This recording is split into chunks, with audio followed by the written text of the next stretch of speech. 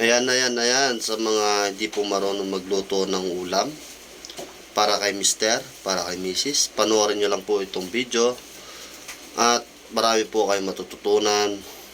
Panoorin nyo lang po hanggang dulo. Let's go! Bago natin simulan tong ating video, pag-i-subscribe naman po ako, like, comment pag nagustuhan ng video. Sana mag-enjoy po kayo. Mag-ingat po lagi sa pagluluto. And God bless you all.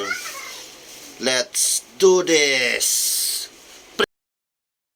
Ayan, yan na po yung mga kakailanganin natin, mga katatay ko. Panoorin nyo lang po itong video hanggang dulo. May marami po kayong matututunan. Let's go!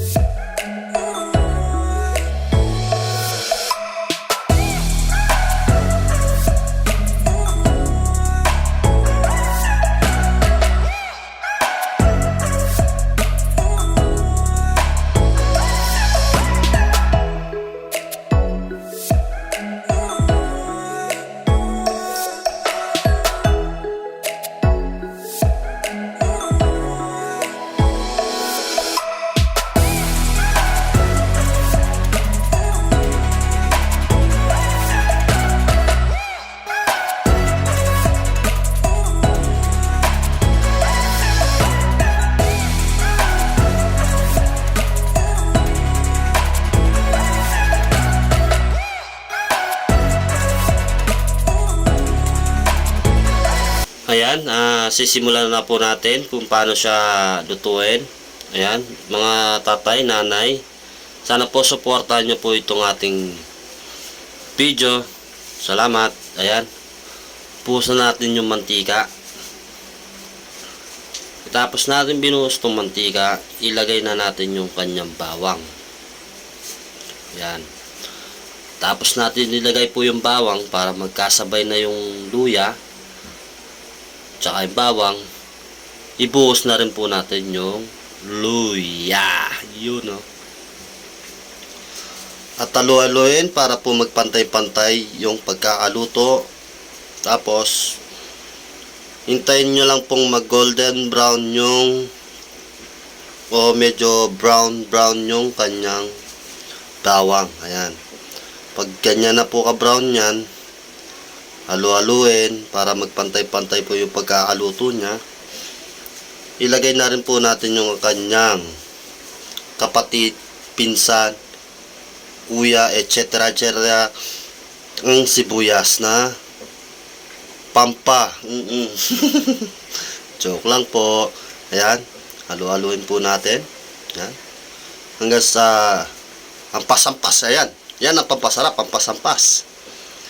Hanggang sa makuha na natin texture niya, ilagay na po natin yung kanyang pinaka-karne, manok. Yan, dandaan lang po. Wag po natin ibuhos yung kanyang natitirang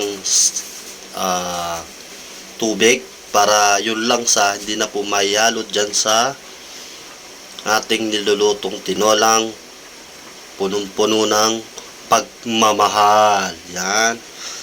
Yan, pantay-pantayin. Tapos magpantay-pantay yan. Yan. Halu-haluin na.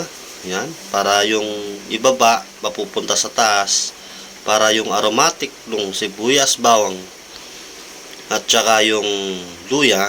Yan. Pantay-pantay din po yung pagkakahalo-halo niyan. Yan. Ganyan. Yan, no? Basta igisa-gisa muna po natin siya hanggang sa makuha na natin yung kanyang yun, ampas-ampas, yung kanyang texture. Yan. Tapos isabay na rin po natin yung kanyang pinakagulay, yung sayote. Ayan. Haluin po yan para magpantay-pantay din po yung pagkakaluto. Yan.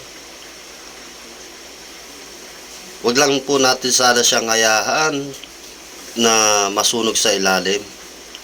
Yan. Aminado naman po ako medyo na nabigla po siya sa apoy, pero okay lang yan. Makukuha naman po sa sabaw yan eh.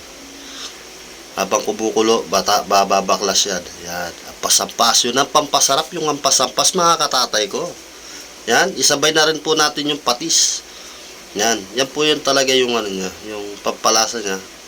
At ilagay na rin natin yung kanyang 3 siling haba. Iyan o. Habang naghihintay po tayo, ilagay na rin po natin yung kanyang sabaw. Yan. Yan. Haluin mo na. Yan. Para yung nasusunog sa ilalim, hindi na po siya mahirapan mamaya. Yan. Pagkatapos nyan, yan, ipantay-pantay. Ang pasampas, pampasarap, mga katatay ko. Yan, sabawan na po natin. Yun parang konti. Pero okay na yan. Mamaya na lang po natin tignan kung kakailangan pa kung dadagdagan o hindi. Yan. Ilagay na rin po natin yung kanyang asin. Ayan.